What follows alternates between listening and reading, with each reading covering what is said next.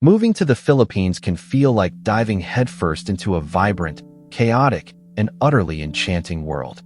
With over 7,000 islands, 2,000 of which are inhabited and in a tropical climate, throw in a culture that's a wild mix of indigenous, Spanish, American, and Asian influences. It's a place that promises adventure, but also delivers some jaw-dropping surprises. For anyone packing their bags and dreaming of beachside sunsets or bustling city life in Manila, here are 5 shocking aspects of moving to the Philippines that might catch you off guard. Each one comes with its own blend of charm, challenge, and downright bewilderment. So buckle up for a deep dive into what makes this archipelago such a thrilling, and sometimes maddening, place to call home. 5. The sheer intensity of natural disasters. The Philippines is a paradise of turquoise waters and lush rainforests, but it's also one of the most disaster-prone countries on the planet. This isn't just a footnote in a travel guide. It's a reality that can hit you like a freight train.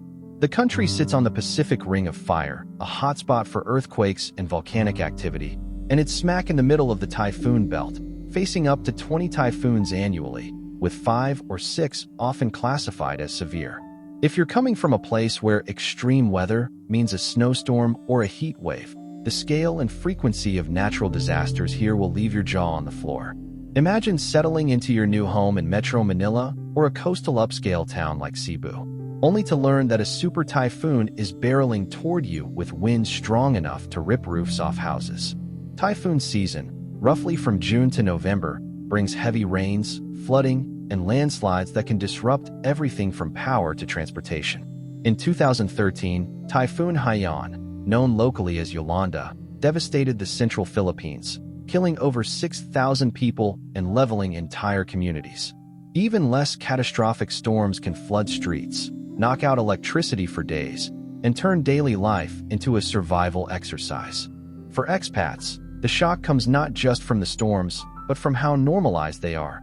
Locals often shrug off a Signal 3 typhoon warning with the same nonchalance you'd reserve for a rainy afternoon. Earthquakes are another constant companion. The Philippines experiences hundreds of quakes annually, most minor, but some, like the 7.2 magnitude quake that struck Bohol in 2013, can cause significant damage. The country's location on 5 major fault lines means tremors are as routine as morning coffee. Yet for newcomers, the first time the ground shakes beneath you, it's a heart-stopping moment. Volcanic eruptions add to the mix. Taal Volcano, just 60 miles south of Manila, erupted in 2020, spewing ash that blanketed the capital and forced thousands to evacuate. The shock isn't just the events themselves, but the mental adjustment required to live with them. You'll need to learn the lingo, terms like storm surge and lahar, volcanic mudflow, and develop a disaster preparedness plan. Stocking up on water, candles, and canned goods becomes second nature, as does keeping an eye on Pagasa, the Philippine Weather Agency, updates. Many expats find themselves torn between awe at the country's resilience and anxiety over its vulnerability. Locals, hardened by years of facing nature's wrath, often approach these events with a mix of fatalism and humor, which can feel jarring to outsiders. You might hear someone joke about a typhoon ruining their weekend party plans while you're frantically Googling evacuation routes. Adapting means embracing this unpredictability. Expats who thrive learn to balance vigilance with flexibility. Investing in sturdy housing, reinforced concrete is a must, and getting familiar with local emergency protocols. But the first time you're woken up by an earthquake or see your street turn into a river, you'll realize the Philippines doesn't just offer a change of scenery. It demands a whole new mindset.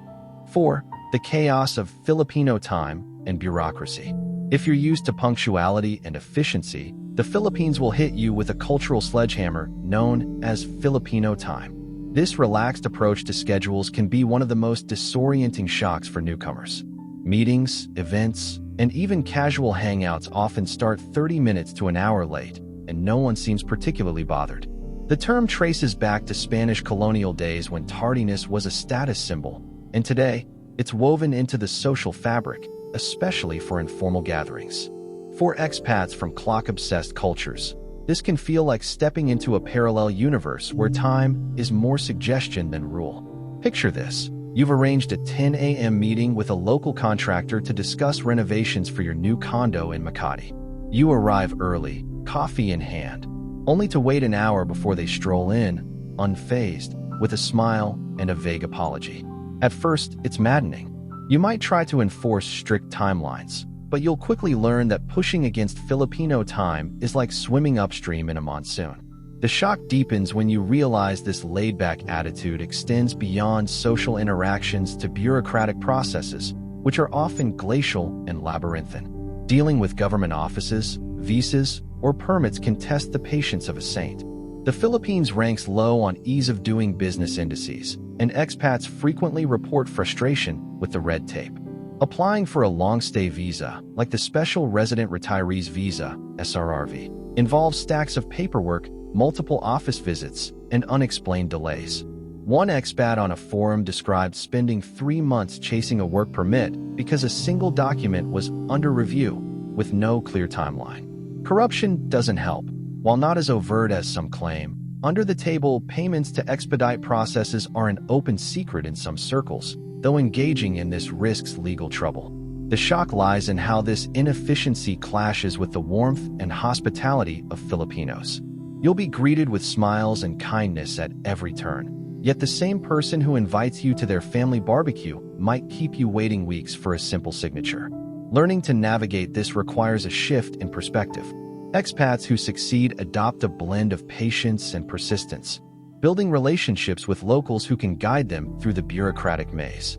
Over time, you might even find the slower pace refreshing, a reminder to prioritize people over schedules.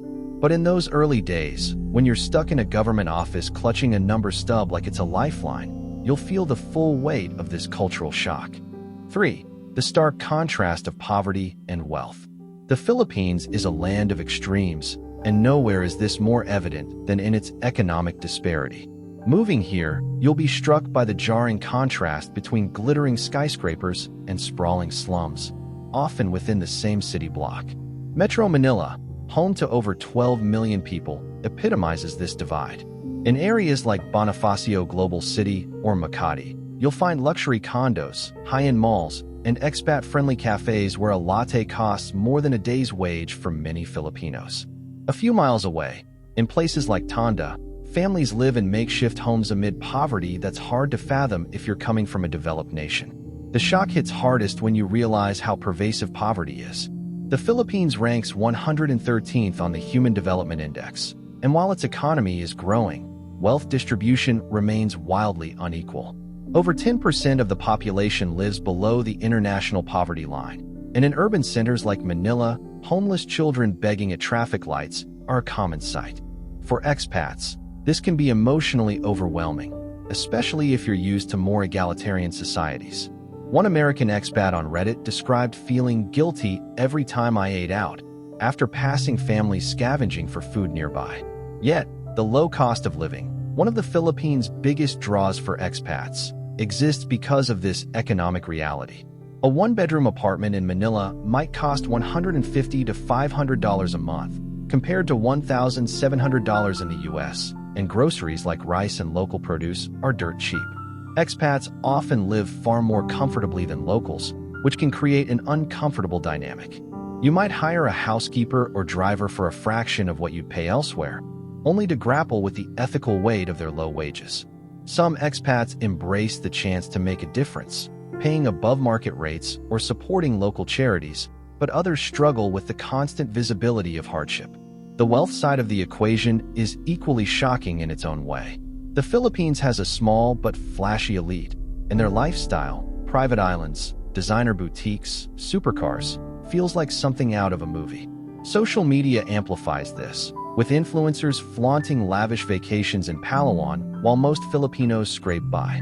As an expat, you might find yourself navigating these worlds, invited to high society events one day and dodging street vendors the next. The contrast can make you question your place in this society and how to engage with it meaningfully. Adapting to this shock means finding a balance. Some expats insulate themselves in gated communities, but those who thrive engage with the local reality, volunteering, supporting small businesses, or simply listening to the stories of the people around them. The poverty-wealth divide is a stark reminder that the Philippines isn't just a tropical escape. It's a complex society where your presence as an expat has ripple effects. Before we hit the last two, let's quickly revisit the first three shocks to keep the context tight. The Philippines is a natural disaster playground, sitting on the Pacific Ring of Fire and getting slammed by 20 typhoons a year, plus earthquakes and volcanic eruptions that'll make you rethink your definition of bad weather. You'll go from sipping piña coladas to panic buying candles faster than you can say storm surge. Then there's Filipino time, where schedules are more like loose suggestions and bureaucracy moves slower than a carabao in quicksand. Getting a visa or permit can feel like auditioning for a Kafka play, with endless paperwork and smiles that don't quite explain why your file's been under review for 3 months. Finally, the economic divide hits like a sledgehammer. Glitzy malls and slums coexist in the same zip code, and as an expat, you'll wrestle with living large on a budget while kids beg at stoplights. It's a moral tightrope walk that'll leave you questioning everything. Now, let's round out the list with 2 more shocks that'll have you laughing, crying, and maybe booking a one-way ticket to Boracay to process it all. 2. The overwhelming hospitality and social expectations that'll bury you. Filipinos are the gold standard of hospitality, and that's not just travel blog fluff. It's a cultural juggernaut that'll hit you like a tidal wave of warmth. From the second you land, you're drowning in smiles, sir or ma'am, honorifics, and random invites to family barbecues. Your neighbor might show up with a steaming plate of pancit, your landlord could insist you join their cousin's wedding, and the local barber will probably ask you to be godfather to his kid by your 3rd haircut. This isn't performative, it's the Filipino way, rooted in a collectivist culture where community is everything. For expats from colder, more individualistic places, looking at you, foreigners, this level of kindness feels like stepping into a Disney movie where everyone's your long-lost auntie. But here's the shock. This hospitality comes with a web of social expectations that can feel like a full-time job. Saying no to an invite isn't just awkward. It's practically a diplomatic incident. Filipino culture runs on pakikisama, smooth interpersonal relations, and utang na loob, a debt of gratitude, meaning every kind gesture carries an unspoken obligation to reciprocate. That free adobo? It might mean you're expected to show up at their kid's baptism with a gift. That casual chat with a stranger? Congrats, you're now invited to their family reunion in Quezon, and ghosting isn't an option unless you want to be the talk of the barangay. For expats, the pressure to keep up is exhausting. One Canadian expat shared a story online about being invited to 7 events in one weekend. Weddings, birthdays, a neighbor's dog's funeral, yes, really, and feeling like a jerk for declining even one. Then there's the financial angle.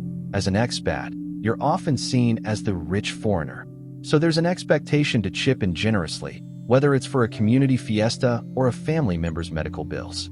This can feel like a shakedown if you're not ready for it, especially when your budget's already stretched thin by sometimes surprisingly pricey expat enclaves.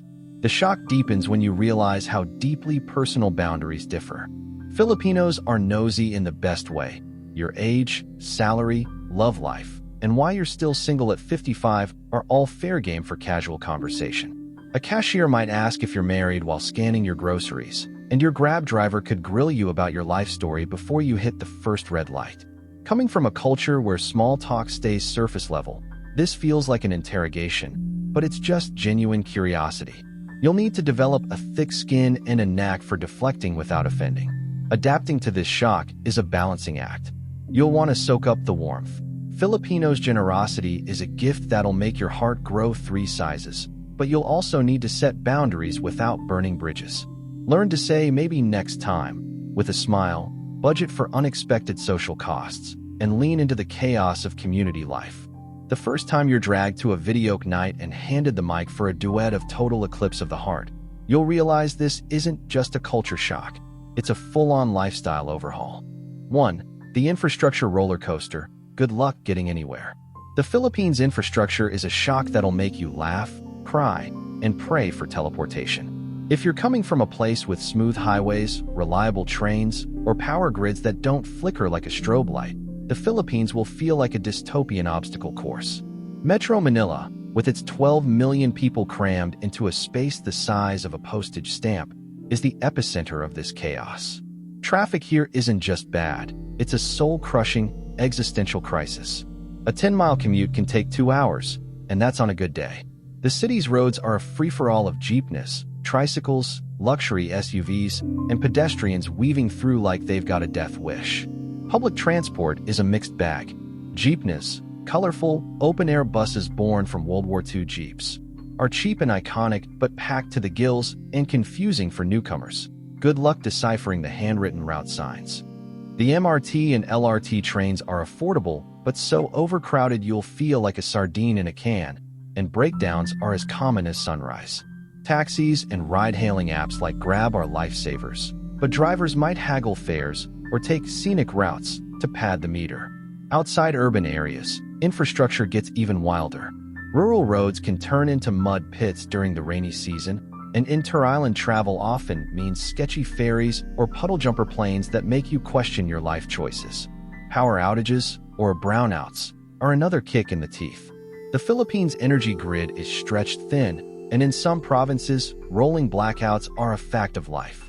Even in Manila, a storm can knock out power for hours, leaving you sweating in the dark with a dead phone and a fridge full of regrets. The internet is another sore spot. While urban areas have decent Wi-Fi, speeds lag behind developed nations, and rural connections can have dial-up levels of awful. One expat in Davao described Skyping with family back home only for the call to drop every 5 minutes, turning their heartfelt reunion into a glitchy nightmare. Water supply adds to the fun. In some areas, tap water isn't potable, so you'll be buying gallons of purified water or investing in a filter. Plumbing issues are common, and during dry season, water rationing can hit even upscale neighborhoods. Then there's waste management, or lack thereof. Garbage collection is spotty in some areas, and plastic pollution is a visible problem, especially in coastal towns where beaches are dotted with debris. For eco-conscious expats, this can be a heartbreaking shock, though it's also a chance to join local cleanup efforts. The real kicker? Filipinos navigate this mess with a grin and a shrug. They've mastered the art of discarte, creative problem-solving in the face of chaos. Your Grab driver might weave through traffic like he's auditioning for Fast and Furious, or your neighbor could jerry-rig a generator during a blackout with nothing but duct tape and optimism. As an expat, you'll need to channel this ingenuity.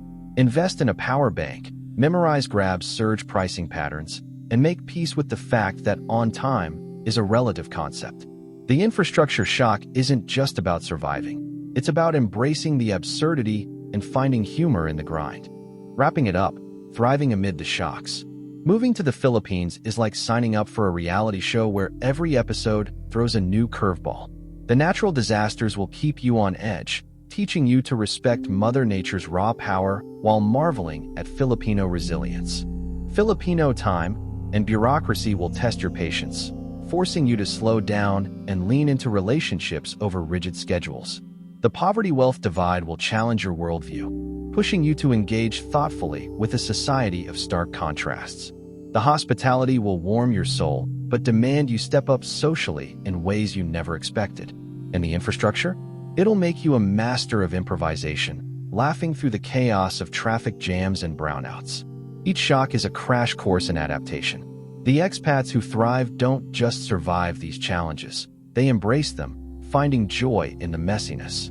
You'll learn to stockpile supplies before a typhoon, charm your way through bureaucratic delays, support local communities, navigate social obligations with finesse, and laugh off a 3-hour commute like it's no big deal. The Philippines doesn't ease you into its rhythm. It throws you in headfirst and expects you to swim. And when you do, you'll discover a country that's as infuriating as it is intoxicating, where every day is a story worth telling. And let's be real, this whole tropical paradise shtick is oversold.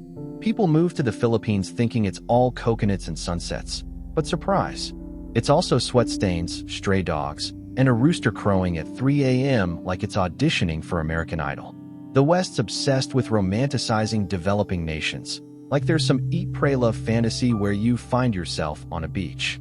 Newsflash, you're not Julia Roberts, and self-discovery smells a lot like diesel fumes and durian. Meanwhile, Locals are just trying to live, not serve as your spiritual backdrop. And don't get me started on the influencers clogging up social media with their authentic island vibes. Bro, you're posing in front of a Starbucks in Cebu? Calm down. The Philippines is real, raw, and doesn't care about your vision board. It'll chew up your expectations and spit out a better story than you deserve. So pack light, leave your first world whining at home, and get ready for the ride of your life.